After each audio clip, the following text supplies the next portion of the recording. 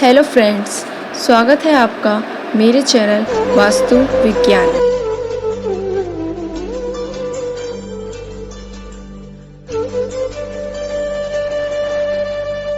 आपकी भी घर की तरक्की रुक गई है, आप भी हमेशा खुद को मुसीबतों में घिरा हुआ पाते हैं, तो आप अपने घर की चीज़ों पर ज़रूर ध्यान दीजिए।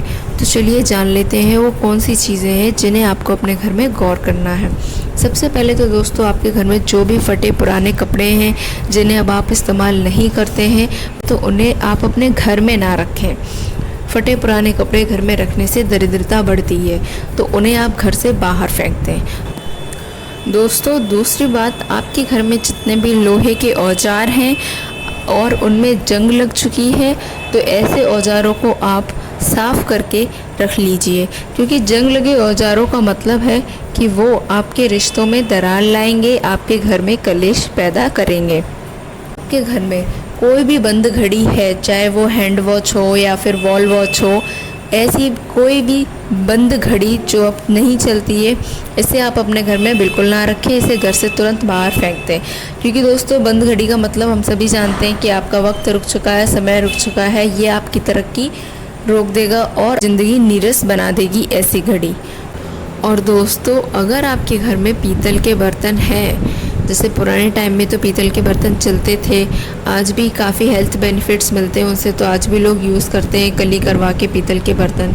तो जिन बर्तनों को आप पीतल के बर्तनों को इस्तेमाल नहीं कर रहे हैं या फिर जिन्हें इस्तेमाल करते हैं, वो भी ऐसे पीतल के बर्तन आपके घर में हैं, तो आप कभी भी उन्हें ऐसे मत रखिए जहाँ पे अंधेरा रहता हो। अंधेरा कहने का मतलब है कि उस दिशा में मत रखिए जहाँ पे अंधेरा रहता हो। आप जहाँ भी पीतल के बर्तन रखते हैं, वहाँ पे कोई ना कोई रोशनी का इंतज़ाम ज़रूर करिए, क्योंकि दोस्तों, पीतल में शनिदेव का वास होता है और इसलिए आपको उन बर्तनों को ख़ास तौर से इस्तेमाल करना पड़ता है। इसलिए आप वहाँ पर कोई रोशनी आने का इंतज़ाम कर दें, या तो कोई छोटा सा बल्ब वगैरह लगा दें या कुछ भी कैंडल वगैरह हमेशा वहाँ रखें, जिससे पीतल के बर्तन कभी भी अंधेरे में ना रहें, वो हमेशा उजाले में रखे रहें। इससे आपके घर में सुख समृद्धि बढ़ेगी, संपन्नता बढ़ेगी, आपके घर में जो कलेश की स्थिति है वो ख़त्म होगी और आपका जीवन भी प्रकाशमय हो जाएगा। दोस्तों, अगर आपके घर में कोई भी पुरानी सिलाई मशीन है जो कि अब ख़राब हो चुकी है, आप उसे इस्तेमाल में नहीं लेते अब, तो ऐसी बेकार, ख़राब, बंद पड़ी हुई सिलाई मशीन का प्रयोग ना करें। मेरे कहने का मतलब है, बंद पड़ी हुई सिलाई मशीन को आप अपने घर में ना रखें, क्योंकि दोस्तों, सिलाई मशीन में राहु और शनि का वास होता है। अगर आप ऐसी सिलाई मशीन अपने घर में रखेंगे, तो इसमें आपके घर में बेफिजूल में बिना मतलब की लड़ाई झगड़े बढ़ेंगे, आपस में मनमुटाव बढ़ेगा और हमेशा कलेश की स्थिति बनी रहेगी। इसलिए आप बंद सिलाई मशीन को घर में ना रखें। दोस्तों, आप अपने घर की घड़ी कभी भी दक्षिण दिशा पर मत लगाइए। दक्षिण दिशा में घड़ी लगाना बहुत ही ज़्यादा अशुभ होता है, क्योंकि दक्षिण दिशा काल की दिशा होती है, यम की दिशा होती है, यमराज की दिशा होती है। तो दोस्तों, आप भी अपनी घड़ी पर ज़रूर गौर कीजिए कि आपने किस दिशा में लगा रखी है। दक्षिण दिशा में लगी हुई घड़ी हमेशा आपको अशुभ फल देती है। जैसा कि मैंने बताया, दक्षिण दिशा काल की दिशा होती है। और दोस्तों, हम सभी जानते हैं, काल मतलब अंत। जब लोगों का अंत समय आ जाता है, उनका जीवन ख़त्म हो जाता है, तो काल आता है।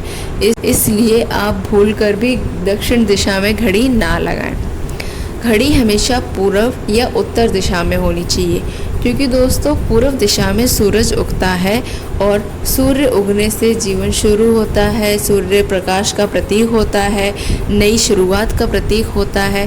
तो सूर्य की दिशा में, यानी कि पूर्व दिशा में लगी हुई घड़ी हमेशा आपको तरक्की दिलाएगी, आपको सफलता दिलाएगी। और आपके घर में जो बच्चे हैं, खास करके जो बच्चे पढ़ाई करते हैं, उनके लिए तो ये घड़ी बहुत ही रामबाण है, क्योंकि ऐसे बच्चों का कॉन्फिडेंस बढ़ता है और उनकी कंसंट्रेशन पावर भी बढ़ती है, उनके करियर में भी उन्हें सफलता मिलती है।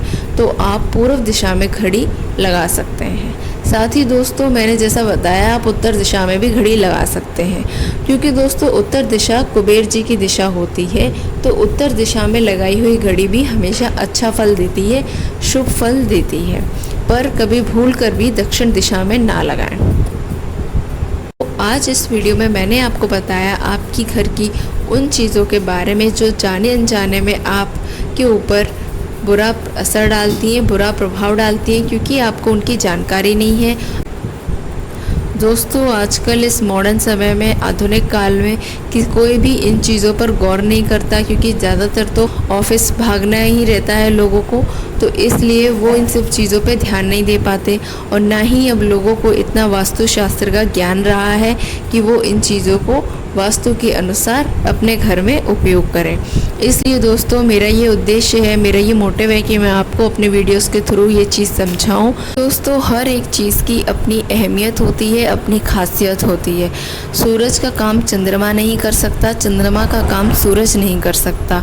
ऐसे ही दोस्तों वास्तुशास्त्र में हमें बताया गया है कि हमें कब कहाँ कैसे चीज़ें रखनी चाहिए, जिससे हमारे घर में हमेशा सुख समृद्धि संपन्नता बनी रहे, आपस में मनमुटाव और कलेश की स्थिति पैदा ना हो।